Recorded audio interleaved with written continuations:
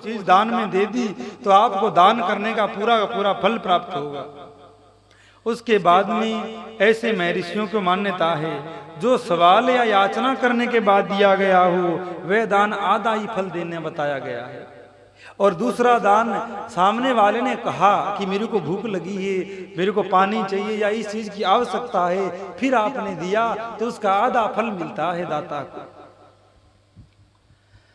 अपने सेवक को दिया हुआ दान का 1/4 फल देने वाला होता है। विप्रवरु जो जाति मात्र से ब्राह्मण है और दीनता पूर्ण वृत्ति से जीवन बिताता है उसे दिया हुआ धन का दान दाता को इस भूतल पर तथा 10 वर्षों तक भोग प्रदान करने वाला होता है। वही दान यदि वेद वेत्ता ब्राह्मण को दिया जाए तो वह स्वर्ग लोक में देवताओं के वर्ष से 10 वर्षों तक दिव्य भोग देने वाला होता है। शील और उत्सल वृत्ति से लाया हुआ और गुरु दक्षिणा से प्राप्त हुआ अन्न धन शुद्ध द्रव्य कहलाता है। उसका दान दाता को पूर्ण फल देने वाला बताया गया है। क्षत्रियों का शौर्य से कमाया हुआ, वेश्यों का व्यापार से कमाया हुआ और शूद्रों का सेवावृत्ति से प्राप्त किया हुआ धन भी उत्तम द्रव्य कहलाता है। धर्म की इच्छा रखने वाला स्त्री पुरुषों को जो धन पिता एवं पति से मिला हुआ है उसके लिए वह उत्तम द्रव्य है। इसीलिए बहन और कन्या को भी विशेष दान देना चाहिए। गो आदि 12 वस्तुओं का चैत्र आदि 12 महीनों में कर्म से दान करना चाहिए। गो, भूमि, तिल, सुवर्ण, घी, वस्त्र, धान्य, गेहूं, चांदी, नमक, कोहड़ा और कन्या ये 12 वस्तुएं हैं। इनका दान अवश्य में होना चाहिए। कन्या का दान किसी अपने ही वर्ण के अनुकूल योग्य वर्ग को दिया जाए तो ये भी महान दान है। इनमें पर एक बात हम उस दिन कल परसों कही थी, कन्यादान वो ये जो 12 वर्ष से पहले कन्यादान कर दिया जाए, बाद का दान कन्यादान नहीं है, या तो नारी दान है या देवी दान है।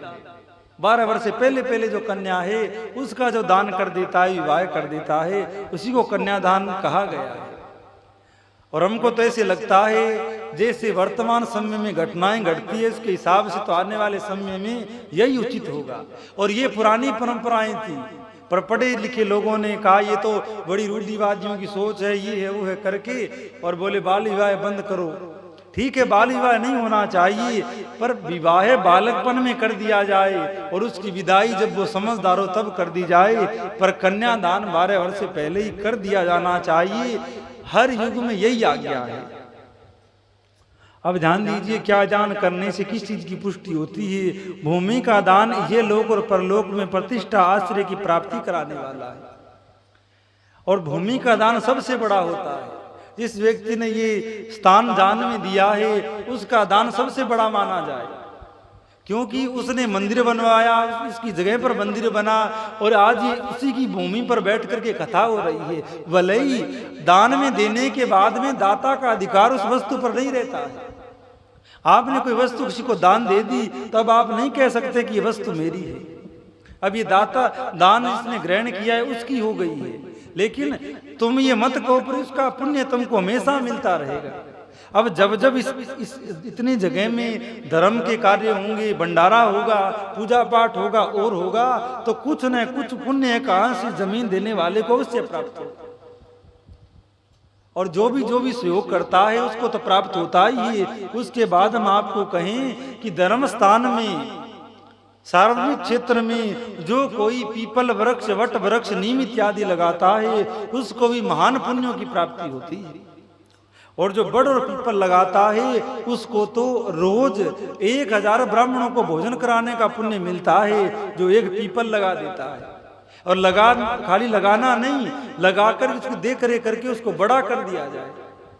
लगा दिया, पानी डाला नहीं, जल गया, ऐसे नहीं, वो बड़ा हो जाए और उसके फल लगने लग जाए तो उसका महान पुण्य होता है। उस पेड़ पर आकर जितने पक्षी बैठेंगे, जितने वो फल खाएंगे, उतने ही ब्राह्मणों को भोजन कराने का पुण्य मिलेगा। ये बात शास्त्र सम्मत है।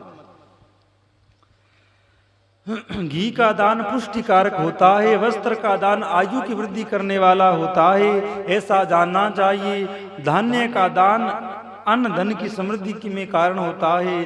गुड़ का दान मधुर भोजन की प्राप्ति कराने वाला है। चांदी के दान से वीर्य वृद्धि होती है। लावण्य का दान षड्रस भोजन की प्राप्ति कराता है। सब प्रकार का दान सारी समृद्धि की सिद्धि के लिए होता है। जो कुछ चाहता है संसार से या भगवान से, उस चीज का वो दान करे। किसी को धन की कामना हो तो विशेष धन का दान करे। कोई व्यक्ति ये सोचे कि मैं हमेशा स्वस्थ रहूं तो शरीर के द्वारा धार्मिक स्थानों में सेवा करे, अर्थात परिश्रम का दान करे तो शरीर से स्वस्थ रहता है। वस्त्र का दान करे, अनेक जो दालें कही गई है, रत्न कहे गए हैं, उनका दान करे। धातु का दान बड़ा कहा गया है, देने वाले के लिए बड़ा कहा गया है, लेने वाले के लिए निकृष्ट कहा गया है। और कल्याणकामी पुरुषों को स्वर्ण चांदी इत्यादि का दान देते रहना चाहिए, लेकिन कल्याणकामी ब्राह्मणों को कभी भी सोना चांदी का दान लेना नहीं चाहिए। और कल्याणकामी पुरुषों को देना अवश्य चाहिए, पर जो अपना कल्याण चाहते हो, जो ब्राह्मण लोग हो, वो सोने चांदी का दान ग्रहण नहीं करे। जो 50 सकते हैं, जिनके अंदर इतनी सामर्थ्य है कि सोने का दान 50 के तो वो भले ही ले, अन्यथा सोने का दान ब्राह्मणों का अनिष्ट कारक होता है। नारायण पंडित जी सारा कर रहे हैं। पर आज का समय तो ऐसा है भैया, आना चाहिए, चाहे सोना चांदी कुछ भी हो, आना चाहिए, बस ये है। पहले लोग दान कोई देता तो लेने वाला पूछता था, भैया तेरा काम क्या है, तू क्या काम करता है, और तू मेरे को दान दे रहा है, ये किस कामना से दे रहा है। 100 बातें पूछी जाती थी। अब तो कुछ नहीं पूछा जाता, बस आना चाहिए, क्या क्या काम करता है, कौन वर्ण है, किस निमित्त लगाया है, और ये धन कमाकर किस लिए लाया है। पहले के महात्मा नहीं लिया करते थे।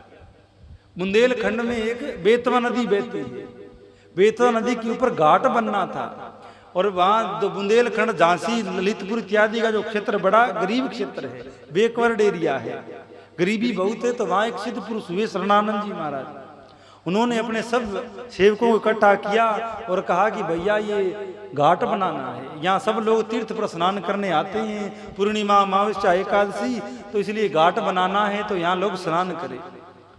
तो वहाँ की जनता तो गरीब है, तो भारतवर्ष से और भी उनके शिष्य आए हुए थे। उन्होंने कहा भैया बताओ कौन क्या क्या देगा। कोई कहता मैं 1100 दे दूं, कोई कहता 2100, इस तरह करके कई लोग बोलने लगे। उसमें एक आदमी इकट्ठा खड़ा हुआ, वो बोला महाराज जी मैं बीच में बोल रहा हूँ, क्षमा करना, इन सब का दान आप वापिस कर दीजिए, मत लीजिए, आप मेरे को बस आज्ञा करिए, मैं ये पूरा पूरा घाट अकेला बना देता हूँ। और वो घाट इतना बड़ा, इतना बनना था कि सरकार की बस की बात नहीं थी, आज तक नहीं बना है वो घाट। मान लो सरकार भी अगर उस घाट को बनाना चाहे करोड़ों रुपए लगा करके, तब भी वो नहीं बन सकता था। पर उस एक आदमी ने खड़े होकर के कहा कि महाराज जी चाहे 10 करोड़ लगे, चाहे 10 अरब लगे, मैं अकेला इस घाट को बनाऊंगा, आप आज्ञा दीजिए। महाराज जी ने सावधान होकर उससे कहा कि महानुभाव पहले तो आप ये बताइए आप काम क्या करते हैं। तो इतना सुनते ही वो चुप हो गया। कहा आप संकोच मत करिए, बताइए सही आपका क्या काम है। तो उसने कहा महाराज जी इस क्षेत्र में जितने भी दारू के ठेके चलते हैं उन सबका हाई कमान मैं हूँ। तो महाराज जी ने हाथ जोड़ करके कहा कि महानुभाव चाहे घाट बने और चाहे नहीं बने, हम साधु लोग हैं, कोई बात का संकल्प नहीं करते हैं, पर आपका 1 रुपया भी इस घाट में नहीं लगेगा। क्यों नहीं लगेगा? क्योंकि भैया तैने शराब बेच करके जो धन कमाया है उससे घाट बना देंगे। अब यहाँ घाट पर नहावे वाले को पुण्य थोड़ी मिलेंगे, वो तो और पाप में डूब जाएंगे, क्योंकि तेरी अधर्म की कमाई से ये बना है। पर आजकल तो आने चाहिए, चाहे कोई दारू बेच रही है और चाहे कोई मांस का इत्यादि का कारोबार कर रही है। तभी तो साधु ब्राह्मणों की बुद्धि भ्रष्ट हो गई है। भाई हम तो सब सबष्टि कहते हैं, चाहे साधु हो ब्राह्मण हो, सब हम भी साधु ब्राह्मण हैं और सभी साधु ब्राह्मण होते हैं। तो बात ज्ञान की बात कहने में संकोच नहीं करना चाहिए। तो साधु ब्राह्मणों की आज के समय जो हालत हो रही है वो याली ही हो रही है कि दान दाता से ना पूछा जाता है, ना विचार किया जाता है, ना कोई दान का नियम है। अब द्रव्य आया ठाकुर जी के लिए, द्रव्य आया शिव जी के लिए, उसी द्रव्य को हम स्वयं खा जाते हैं। ध्यान दीजिएगा पंडित जी, तो वो नरक देने वाला होता है। साधु ब्राह्मण को जो दक्षिणा अलग दी गई है उसका उपयोग करे, बाकी जो द्रव्य घी दूध कुछ भी जो भगवान के लिए आया है वो भगवान के लिए ही होता है। अगर उस चीज का उपयोग कोई व्यक्ति विशेष कर लेता है तो महान नरक का भागी होता है। एक कथा आपको सुना देते हैं। राम जी की सवारी निकल रही थी, रास्ते में कुत्ता सो रहा था। तो राम जी तो पालकी पर बैठे थे, रथ पर बैठे थे, और आगे आगे सैनिक लोग रास्ता साफ करते हुए जा रहे थे। तो कुत्ते को सोया देख कर के सैनिकों ने उस कुत्ते को उठाया, उठा नहीं तो उसको डंडा लगाया तो कुत्ता कुई कुई करते हुए भाग गया। डंडा मारे तो कौन रुके, भाग गया। 2-4 दिन बाद में कुत्ता राम के दरबार में पहुंचा, और राम का ही दरबार एकमात्र ऐसा था जहां पर कोई विशेष कोई जातिवाद नहीं देखा जाता था। पशु होता वो भी राम दरबार में अपनी फरियाद लेकर के जाता था। आजकल के नेता भैया स्पष्ट कहेंगे जिस जाति का नेता उसी की सुनी जाती है। अच्छा आओ, कौन हो? बोले पंडित जी हैं। आओ बैठो, क्या समस्या है? बोले है, जाओ वाल हो गई। दूसरे से पूछा तू कौन है? बोले अमुक है। बोले भाग जा यहाँ से, किसने आप तेरे को भेजा है? ऐसा नहीं होना चाहिए। जो न्याय के आसन पर बैठा है उसको कोई चीज का विचार नहीं करते हुए, सबको अपनी प्रजा जानते हुए उसका न्याय करना चाहिए। अब भैया कांग्रेस का नेता है, बीजेपी का आदमी पहुंच गया तो कहेगा भैया अपने पार्टी वालों से करवा लो, मेरे पास क्यों आए हो? या तो मेरी पार्टी में हो जाओ। तो ये कल्याण की बातें नहीं है। न्याय हमेशा निष्पक्ष होना चाहिए, तभी न्यायकर्ता का कल्याण है। राम सूरदास जी प्रवचन में कहते कि धर्मज करे न धर्मड़ा, नरपत करे न न्याय, भक्ति करे न भगतड़ा, कीजिए कौन उपाय। नाम धर्मात्मा है पर धर्म नहीं करता, नाम तो नरपत है, उसका काम तो न्याय करना है, बड़े पद पर है पर न्याय नहीं करता है, और भक्ति भगत होकर भक्ति नहीं करता है। तो भैया इनका क्या किया जाए? ये तो नरक में जाने के अधिकारी है। जो धनी होकर दान नहीं करता है, बड़ा होकर न्याय नहीं करता है, भगत होकर भक्ति नहीं करता है, उसको तो भैया बड़ी सी नहर देखनी चाहिए और एक बड़ा सा पत्थर कमर पर बांध करके उसमें कूद जाना चाहिए। हाँ। तो कुत्ता राम दरबार में पहुंचा। बड़े देखो ध्यानपूर्वक सुनने वाली बात है। राम जी के दरबार में सब जा सकते हैं क्योंकि वो राम दरबार है, का वो नेता या कोई मनुष्य का दरबार नहीं है। जब कुत्ता ने कहा कि भैया मेरी फरियाद सुनो भगवान, तो राम जी ने आज्ञा करी कुत्ते को आगे आने दो। कुत्ता दरबार में पहुंचा। राम जी ने कहा बोल तेरी क्या समस्या है? कुत्ते ने कहा भगवान आपने कोई हमें को प्लॉट या कोई अलग से कोई भूमि तो दी नहीं है, और कुत्ते तो भैया गलियों में सोएंगे। कोई बंगले तो राम जी ने नहीं बना के दिए कि भैया ये कुत्तों का बंगला है, ये भैंसों का बंगला, ये गायों का बंगला। तो भगवान मैं तो गली में सो रहा था और आपकी सवारी निकली तो आपके सेवकों ने मुझे डंडा मार करके भगाया। राम जी ने कहा भाई बात तो सही है, इसकी न्याय होना चाहिए। अब कुत्ते तो गली में ही सोएंगे, काऊ के घर में बिस्तर पर सोते, पर आजकल तो वहां भी सोने लग गए। अब मेम साहब के बेटे को तो नौकरानी खिलाती है और मेम साहब पिल्ला को लिए उसको खिला रही है। ऐसा टाइम है, पर गाँवों में तब भी ठीक है। बम्बई, इलाहाबाद, अहमदाबाद इत्यादि जाने को मिलता है तो हैरानी होती है। देखो भाई हमारे गुरु भगवान का तो ऐसा नियम था, जिस घर में कुत्ता पाला होता उस घर में जाते ही नहीं थे। एक बार पहुंच गए, पता लगा इस घर में कुत्ता है, तुरंत वापिस, चलो चलो नहीं रुकना यहाँ, चलो तुरंत आ गए। कुत्ता अवश्य रखिए पर एक मर्यादा है, दरवाजे तक ही होना चाहिए। जिस घर में कुत्ता आंगन में घूमता है या भोजन वाले स्थान पे घूमता है, उस घर का अन्न कोई देवता पितर ग्रहण नहीं करते, वो स्वान भोजियन हो जाता है। तो इसीलिए कुत्ता निषेध कहा गया है। तो राम जी ने कहा कोई बात नहीं, न्याय होगा। तो राम जी ने उस सैनिक को बुलवाया जिसने डंडा लगाया था, और राम जी ने कहा भाई मेरे तो समझ में नहीं आता, मैं क्या न्याय करूं। कुत्ते से कहा तू ही बता इसका क्या न्याय किया जाए। तो कुत्ता क्या बोला, ध्यानपूर्वक सुनिएगा।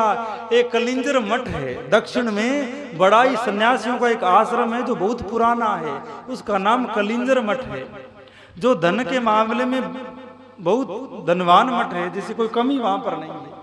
तो कुत्ते ने कहा महाराज इसको आप सजा दीजिए, इसको आप कलिंजर मठ का महंत बना दीजिए। सब लोग हंसने लग गए, बोले देखो कुत्ता है तो कुत्ता ही, या में बुद्धि कितनी भी। काऊ को कहो कि भैया ये सजा सुनाइए, क्या सुनाओ? बोले इतने गांव का इसको विधायक बना दीजिए। अब सजा हुई कि वरदान हुआ? लोग हंसने लगे, देखो कुत्ता न्याय कर रहा है। कुत्ता ही न्याय करे तो भैया जज को कौन पूछे? पर राम जी सब बात गंभीरता से लेते। राम जी ने कहा चलो ठीक है, तेरे कहने से हम इसको मठ का मेहन तो बना देंगे, पर आप इस तरह का न्याय क्यों कर रहे हैं? किस कारण से आप ऐसा कर रहे हैं? तो कुत्ते ने कहा भगवान, आप जो मेरी ये देह देख रहे हैं, ये कुत्ता की देह तो मुझे इस जन्म में मिली है। इससे पहले मैं भी उस मठ का मेहनत था, इस जन्म से पहले मैं भी मठ का मेहनत था। तो क्या हुआ? बोले मैं बड़ा ध्यान से जीवन जीता था, बड़ा ध्यान पूर्वक रहता था, कभी कोई गलती नहीं करता। लेकिन एक बार कोई भगत घी लेकर के आया भगवान शिव के अभिषेक के लिए, और मैंने वो घी खाया नहीं। देखिए कोई मन में ऐसा भाव नहीं, मैंने उस घी को एक बर्तन से दूसरे बर्तन में खाली किया तो नाखून में कुछ घी फंस गया, और मैंने तुरंत थोड़ी देर बाद भोजन किया तो वो घी नाखून वाला भोजन में लगकर मेरे पेट में चला गया। इसीलिए देव द्रव्य क्या उपयोग मैंने स्वयं के लिए किया, इसलिए मुझे कुत्ता बनना पड़ा है। अब मैं तो महात्मा था, बड़ा ज्ञान रखता था, तो भी मेरे से ये असावधानी हो गई। ये तो महाभोगी जीव है, मठ का मेहनत बनेगा, मंदिर के धन का खुद पर उपयोग करेगा, तो इसको पता नहीं भगवान क्या बनाएंगे, इसलिए इसको वहां का मेहनत बना। तो कहने का भाव ये है कि दान लेने वाले को भी विचार करना चाहिए और दान देने वाले को भी विचार करना चाहिए, अन्यथा दोनों का ही अकल्याण है।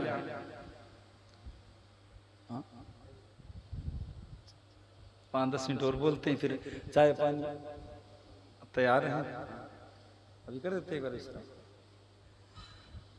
तो नारायण दान देने और लेने वाले दोनों को विचार करना चाहिए, अन्यथा कर्म तो दान का बहुत अच्छा है, पर यह भी अकल्याण करने वाला है। शास्त्र को गुरुमुख से ग्रहण करके गुरु के उपदेश से अथवा स्वयं ही बोध प्राप्त करने के लिए पश्चात जो बुद्धि का यह निश्चय होता है, ये कर्मों का फल अवश्य मिलता है। इसी को उच्च कोटि की आस्तिकता कहते हैं। देखिए सबसे बड़ी आस्तिकता ये है कि किएगा कर्म अवश्य भोगना पड़ेगा, ये उच्च कोटि की आस्था है। भगवान में दृढ़ विश्वास है कि बुरा करेंगे तो बुरा मिलेगा और अच्छा करेंगे तो अच्छा मिलेगा। इस बात को ध्यान में रखते हुए कोई कर्म करना चाहिए। मैं ये कर्म कर तो रहा हूँ, पर इसका मुझे फल किस रूप में प्राप्त होगा, इस बात का विचार पहले कर लिया जाए तो कहीं कहीं पाप से बचा जा सकता है। जो सर्वथा दरिद्र है, इसीलिए जिसके पास कभी वस्तुओं का अभाव है, वह वाणी अथवा कर्म शरीर अथवा यजन करे। मंत्र स्तोत्र और जप आदि को वाणी द्वारा किया गया यजन समझना चाहिए तथा तीर्थ यात्रा और व्रत आदि को विद्वान पुरुष शरीर का यजन मानते हैं, शरीर के द्वारा किया गया हवन मानते हैं। जिस किसी भी उपाय से थोड़ा हो या बहुत देवा तर्पण बुद्धि से जो कुछ भी किया जाए अथवा किया जाए वह दान या सत्कर्म भोगों की प्राप्ति कराने में समर्थ होता है। तपस्या और दान ये दो कर्म मनुष्यों को सदा करने चाहिए।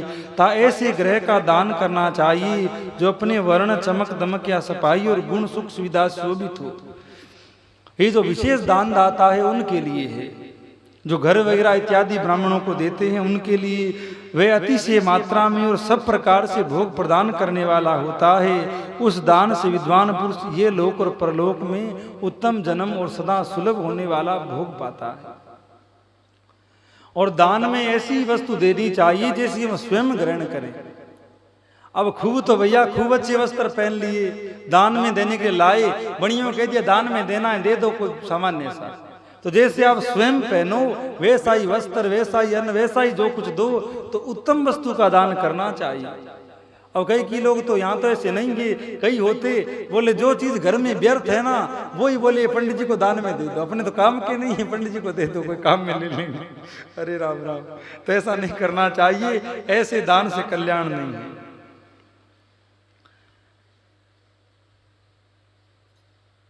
भोग प्रदान कराने वाला होता है। उस दान से विद्वान पुरुष ये लोक और परलोक उत्तम जन्म और सदा सुलभ होने वाला भोग पाता है। ईश्वरार्पण बुद्धि से यज्ञ दान आदि कर्म करके मनुष्य मोक्ष फल का भागी होता है। अब ध्यान दीजिएगा, दान देने की तो महिमा बहुत आई, पर दान पचाने की भी सामर्थ्य होनी चाहिए।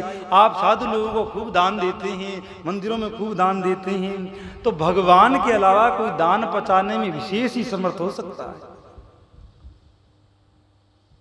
किसी ब्राह्मण साधु को अन्न मिला, धन मिला, घी मिला इत्यादि मिला, तो उन अन्न और घी को खा करके उसको वो कैसे पचाए? तो जो उसके द्वारा शास्त्रों में आज्ञा करी गई है उसका वो यथोचित आदर सत्कार करते हुए उनका पालन करे, फिर दान में ली हुई वस्तु को ग्रहण करे, तो वो दान पचा सकता है। अन्यथा उसी दान के द्वारा दान ग्रहण करने वाले का अनिष्ट होता है, बुद्धि मलिन हो जाती है, और मलिन बुद्धि के होने के कारण ही उल्टे सीधे कार्य बनते हैं, जिनसे समाज में उसकी कीर्ति नष्ट होती है और ये लोक और परलोक बिगड़ जाते हैं। इसीलिए दान लेने वाले को भी विचार करना चाहिए कि ये मैं पचा सकता हूं कि नहीं। अब रोज दुनियादारी के अखबारों में खबरों में सुनते हैं वहाँ ये कांड हुआ, वहाँ ये घटना घटी, ये हुआ, तो भैया दान तो खूब लिया और जब राम राम किया नहीं तो उस दान से उनकी बुद्धि बिगड़ गई, जिनसे उनसे शिकारी बने।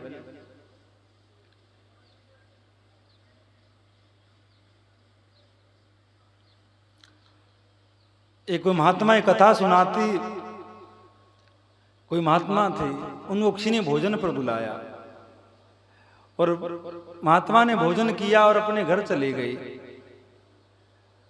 तो महात्मा घूमने निकले, रास्ते में कोई आदमी मिला, उसके गोद में कुछ पैसे थे, महात्मा ने उसे पीट करके छीन लिए। महात्मा अच्छे थे, लोग बड़ी श्रद्धा रखते थे, लोगों को बड़ा आश्चर्य हुआ उन महात्मा ने ऐसा काम कर दिया। बाद में महात्मा भी सोच में पड़ गई कि आज मेरी बुद्धि में ऐसा क्या आया जो मैंने उसकी गोद से पैसे छीन लिए। तो ज्ञानी महात्मा थे, सोचा कि आज जो अन्न खाया उसमें कोई दोष होगा। तो जिसने भोजन करवाया था उसके पास पहुंचे, बोले भैया आज तेने मुझे अन्न खिलाया था वो किस पैसे से आया था? उसने बताया कि मैं मैकेनिक हूँ, पिस्तौल वगैरह बंदूकें वगैरह ठीक करता हूँ। तो एक चोर आया था, वो मेरे से अपना पिस्तौल ठीक करवा के गया, उसने जाकर उससे किसी की हत्या करी और उसके बदले मुझे जो पैसे मिले उन्हीं का अन्न लाकर मैंने आपको खिलाया। तो जो उस चोर बदमाश का बुद्धि थी वही बुद्धि आप में आ गई। तो दान लेने वाले को पूरा विचार करते हुए दान को ग्रहण करे और तभी उसका कल्याण है, अन्यथा दाता का भी अकल्याण है और ग्रहीता का भी अकल्याण है। इसके उपरांत पृथ्वी आदि से निर्मित देव प्रतिमाओं के पूजन की विधि, उनके लिए निवेद का विचार, पूजन के विभिन्न उपचारों का फल, विशेष मास वार तिथि एवं नक्षत्रों के योग में पूजन का विशेष फल तथा लिंग वैज्ञानिक स्वरूप का विवेचन।